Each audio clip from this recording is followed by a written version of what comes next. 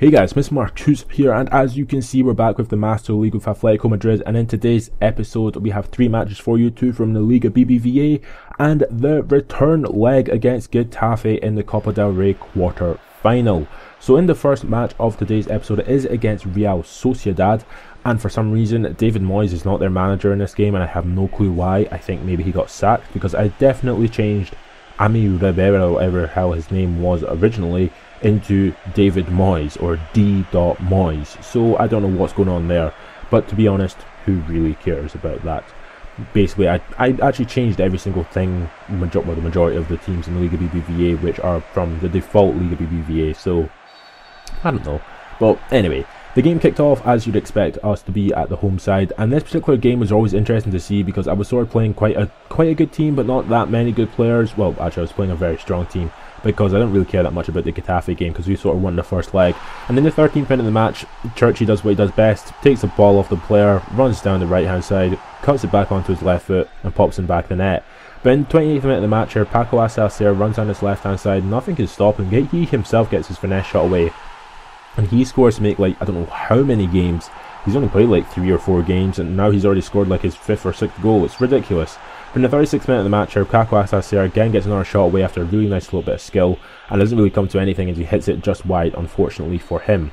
But at half time it is 2-0 to us at the Vicente Calderon, and we're sort of getting better when we're going forward and sort of getting a lot more opportunities away, and basically, well, taking our chances when it comes to us. But in the 50th minute of the match here, Morgan Schneiderlin again scoring from outside the box to give us a 3-0 lead.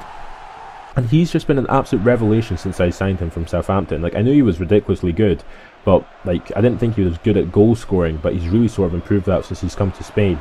In the 83rd minute of the match, Bruma, who'd come in as a substitute, ended up getting himself a goal as he rounds the goalkeeper with his ridiculous pace to make it 4-0 to us into the last minutes of the match. And that was, if I'm sure, is how the game ends. So 4-0 is, I'm sure, is the final score of this particular match against Real Sociedad, as Javi Martinez does a pretty decent job defending. It comes to nothing here as Javi Martinez again clears it out to Max Meyer, turns around the corner, he himself clears it. Well, he actually plays the most ridiculous ball ever to Juan Fran, but it doesn't really matter because 4-0 was the final score as we go into the next match, which is against Getafe in the Copa del Rey quarter-final second leg, and Alcacer was the man of the match. So it's always good to see someone like Alcacer get man of the match, considering he's one of my newer players as well. So going into the Spanish Cup, or Copa del Rey quarter-final second leg, having won the first leg so not comfortably, but having come back from 1-0 down to come back and win 2-1 with a goal in the last minute from Antoine Griezmann, it was always good to see Griezmann again lead out the team here against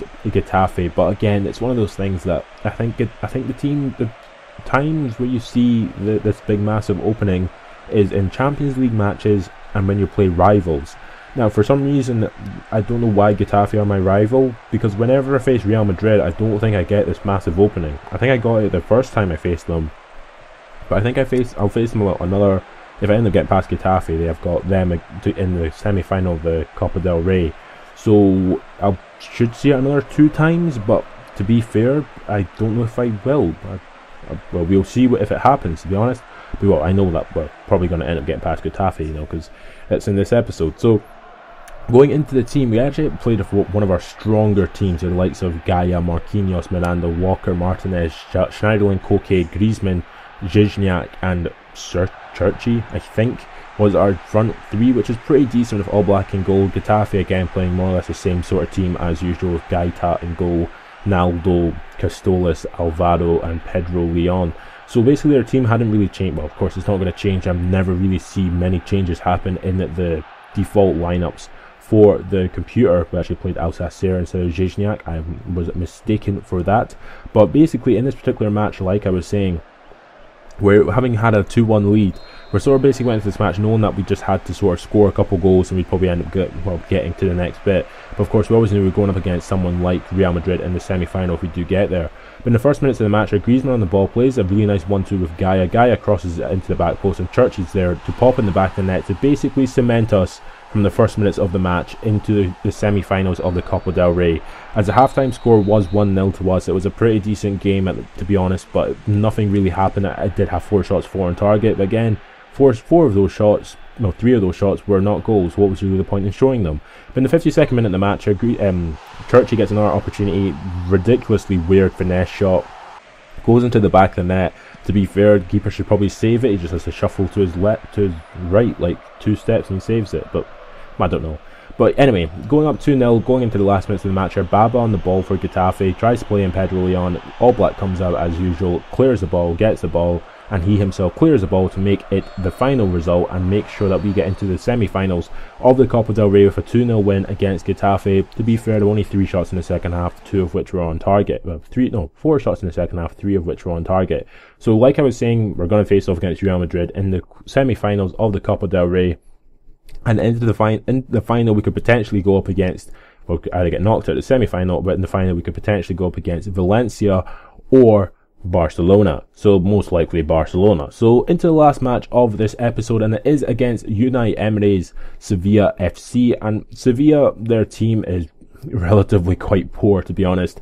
Other than basically Deulofeu on the right wing and Kevin Gamiro up front, I did not really recognise anyone else in their squad. Sevilla really lost a lot of players. I remember they used to have a really good team, but now when they had what's his name? Oh, that Brazilian player, Luis Fabiano up front. They used to win the UEFA Cup 3 ridiculously easily because their players were just ridiculously good. But for whatever reason, they've just lost a lot of those players, probably because money and age and time. But yeah, so in the 24th minute of the match, Max Mara gets a shot away, a pretty decent shot after I basically rested quite a lot of players because I knew the Champions League match was coming up soon. So with that, of course, the Champions League I think is the next episode, first match. And in the 40th minute of the match, Gignac scores most likely one of the best goals. Well, yeah, it is Gignac. Scores one of the better goals from his particular career as he pings it in the back of the net from the edge of the box with absolute ferocity to make us get a 1-0 lead at the Ramon Sanchez Pizjuan. I'm sure I've said that correct. If I've said a lot of this Spanish stuff correct, I'm really happy with myself. Don't really know Spanish, but I'm just happy in general. But in the 52nd minute of the match, Max Mara gets an opportunity from the edge of the box. He himself just finesses it into the back of the net to give him, to score his first goal for the club and make it 2-0 to us against Real Madrid, against Sevilla. And then in the 78th minute of the match, Bruma gets an opportunity himself and basically gets a good shot away. But Bruma, like I was saying, he's sort of a pace merchant, so it's sort of expected, any opportunity he will most likely just run and outpace every single person. So yeah, so in the full-time result against Sevilla away from home, we end up winning the game 2-0, which is pretty decent. We had 9 shots, 5 on target. They had 1 shot, 0 on target, and Bruma was man of the match. Of course, Barcelona won, Real Madrid won. Match day 27, we're third in the league. We're still 8 points behind Barcelona, which isn't that bad, but it's still quite bad. So if you have enjoyed this video, subscribe to my channel for more, and catch you later.